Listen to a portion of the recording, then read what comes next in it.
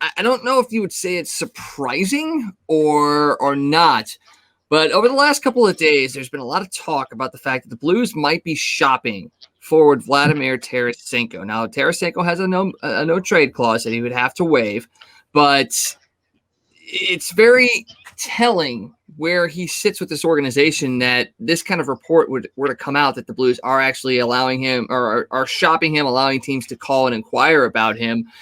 Before the end of the season, I was one of those that advocated for leaving him exposed in the expansion draft. Now, looking at the rules, he may not actually be eligible to be picked in the expansion draft. There's still a little bit of gray area with that. Not entirely sure if that's 100% correct, but it doesn't necessarily mean he won't be a part of the Seattle Kraken's plan going forward, because the Blues can technically trade him to Seattle. And if Seattle's looking to get up from the cap floor, they're looking to bring in a veteran forward, something of that nature, you might see a guy like Tarasenko go to Seattle among other teams. There's actually a couple of other teams that are out there that people think he may fit with: the Calgary Flames, the New Jersey Devils.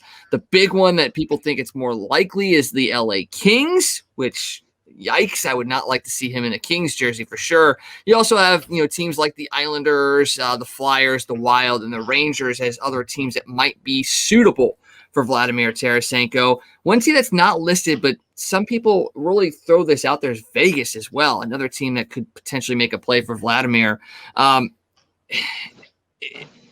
I said, it's not a surprise that these conversations might be happening, but it's still a shock, I think, that this guy that's coming off of 3 shoulder surgeries is now being asked to be traded, and he's still got $7.5 million on his contract. He's not asking to be traded, but it feels like there's a little bit of push from the Tarasenko camp as well. I don't know. What are your thoughts on all this that's gone really down in the last 24 hours? Yeah, we've talked about it several times over the last couple of years, whether the Blues should start thinking about trading Vladdy. I'm really surprised that it's come up and has gotten as big as it has the last couple of days. I mean, like you said, he came out and gave the Blues apparently a list of teams that he was willing to go to drop that no trade. But then in the last 12 hours or so, I've also heard that a lot of people say that he would not block any trade, that anywhere the Blues can trade him, he will go. And the fact that you're at that point, I don't see how you bring him back. I mean, because it's obvious that he's ready to go. The team's ready to move on without him. I think he's gone, man. I don't see any way you bring him back and it's a great situation, because if you do bring him back, if you can't trade him, is he really going to put a whole lot of effort into going out on the ice every night knowing that you didn't really want him here and he's not sure he really wants to be here? So I think he's gone. An interesting trade proposal that I heard, and you brought up the Rangers. I don't remember who I heard talking about this today, but tell me what you think about this. How about a 3-chain trade? You trade Vladdy to the Rangers, and then some Blues young players and some Rangers young players go to a place called Calgary, and some guy named Matthew Tkachuk ends up in St. Louis because Calgary got 4 or 5 young players. See, now that's why one of the reasons why Calgary was thrown into that list of teams was because the Matthew Tkachuk situation is just kind of like Vladimir's, where he doesn't that seems like Vladimir doesn't want to be here in a sense. Matthew Tkachuk wants out of Calgary. That is no question whatsoever. I don't think Vlad really wants out of St. Louis, but I think he does like the idea of a change of scenery. And I think the Blues, it's not so much bad blood. I think it really is just a matter of the Blues and Tarasenko going, look, we've had a great run. We've won a Stanley Cup. I've had a lot of fun here. Maybe a change of scenery is good for everybody. I don't think it's a bad blood situation, whereas the Tkachuk thing, it is a bad blood situation. And you can't do a straight-up Tarasenko for Tkachuk trade. You can't – I don't even know if they have the pieces to bring in a Matthew Tkachuk. But I do like your idea of if you can ship Tarasenko to New York, and New York and the Blues can kind of pool their prospects to Calgary for Tkachuk, holy moly, would that be a massive, massive deal. And it would just once again show you that Doug Armstrong knows what he's doing. It shows you that Tom Stillman is committed, because they did say they were going to spend the cap yet again this year. And you also have to remember, you guys like James Schwartz have to be re-signed. You're going to have Colton Parayko coming up as well. that one's still kind of not really sure what the plan is for that. There's also rumors out there that the Blues may go after a guy like Alec Martinez coming out of Vegas to add to that defensive core. So you do have to free up money if you're going to make some moves like that. But Tarasenko being moved is exactly what you have to do. And that was the impetus behind me suggesting, expose him for the expansion draft, because you could get that money freed up, or you get a pissed off Tarasenko that wants to prove everybody wrong. Well, now you can make a trade, get that money off the books, and either bring in another guy with that kind of salary that may help you improve, or you open up the books for free agency. So I'm not as, I guess, upset that he's being shopped. I just really am looking at what the return is going to be and who he may go to, because like I said, I do not want to see him going to LA, because I think if he goes to LA, he'll revitalize his career. I think he revitalizes his career wherever he goes. It may not be superstar level, but I think he'll be very consistent. But I don't want to see him go to LA because I don't like LA. I really don't like LA at all. Yeah. No, I think if the Blues trade him, I think he's going to probably go to the East. I mean, I don't think they want him in the same division or even in the same conference, honestly, if they trade him. So that's why the whole Rangers thing would make a lot of sense. You send him to the East, you get through a couple of kids, and then you make that deal for Kocur. Here's a question for you. If you get Matthew Kocur this offseason, how long until we can go after Brady and just bring them both to St. Louis? Ottawa is pretty dumb in a sense, but I don't see them letting him go. I think you would have to wait probably to free agency. If he gets to free agency, I think that's the play. But I think Ottawa, at least, and I don't think Brady Kocur is as upset about his situation in Ottawa as Kocur is in Calgary.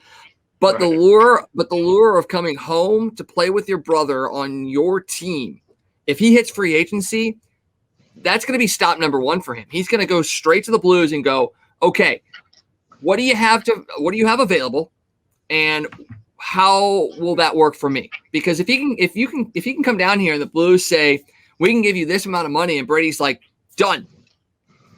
There you go. That's it right there. Could you imagine a line of Kocur, and Thomas? I mean, the triple T line? That would be pretty good. That brings up a pretty good question, though. Do you think Robert Thomas would have to be in the trade to get Matthew Kocur? Oh, see, that's the thing. It's probably going to be one of Thomas or Kyrou that's going to have to go to Calgary if that's the case, and that's going to be a hard pill to swallow either way. Because if you see back over here, this Blues clown jersey over here, it's got Thomas's name. That's got Thomas's name on the back of it. I really don't want Robert Thomas to go, because I think he has a lot of potential here. I think he's a very slick puck mover. He's a guy that can make a lot of plays. I think he actually has a little bit more upside than a Jordan Kyrou does. So if you could get away with trading Jordan Kyrou to Calgary for Matthew Kocur, I think that would be a little bit better for me in my eyes. Because I just don't know if I'd want to lose a guy like Robert Thomas. He's a guy that plays center. And what do you build your team around? It's right up the middle. You have to have centers. You have to have a good, strong defensive core, and you have to have good goaltending. Well, if you trade away one of your centers, and I know you've got Braden Shen and Ryan O'Reilly and a couple other guys, but Robert Thomas could be the future. And Blues Fan Reacts chimes in, Thomas is greater than Kyrou. So if you can get Kyrou as part of the deal to Calgary for Kocur, done deal. If Thomas is the guy that they want, I would definitely have to take a step back and go, is there something else we can do? See, I was curious to get your opinion, because I've heard a lot of people say it the other way, that they would trade Thomas but wouldn't trade Kyrou. And wouldn't it be interesting if Robert Thomas got traded for Matthew Kocur, knowing how close they are, since Robert Thomas lived at Kachuk House for a while? Those guys are like brothers. So it would be a shame if they got traded for each other and didn't end up getting to play together. And that's the other piece of it, because if you do bring in a Kachuk, you want a guy here that he can play with, that he's familiar with. And having a guy like Thomas, there's that instant familiarity right there. Whereas you bring him in and play him with the Jordan Kyrou, the dynamics would still probably be there, but there's just something about playing the game with someone that you've played the game with for so long that it makes things easier. And Blues Fan Reacts, one of his Calgary mutuals said, Senko and Parayko for Kachuk. What say you? Deal in a heartbeat, but that's not what Calgary's taking. Right. I mean, Vladimir's coming off 3 shoulder surgeries, and Parayko's coming off a back injury. You're not getting away with trading both of those guys for a Matthew Tkachuk unless Calgary is absolutely the most foolish organization in the NHL. It's possible. Doug Armstrong's worked miracles before. I just don't think that's the case. It's not Buffalo. No, that's not going to get it done. And I mean, if you trade Colton Parayko, then what do you do on defense? Because he was supposed to be the next Petro. Who steps up into that role at that point?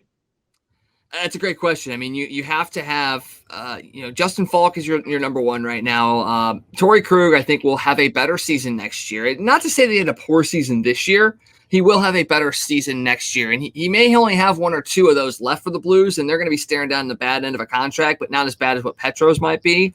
But then you got Scandella.